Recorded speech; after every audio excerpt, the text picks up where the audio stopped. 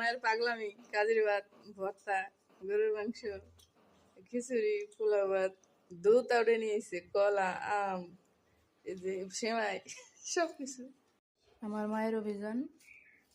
এই যে আমার বাসায় আসছে পাট শাক নিয়ে, তারপরে যে আমাদের গাছের পুঁই শাক, এই যে বাড়িতে ডাটা হয়েছে, ডাটা নিয়ে আসছে, তারপরে খারকোল পাতা, এগুলো ভর্তা করে খেতে হয়, গাছের কাঁঠাল, চিনি আর কচু।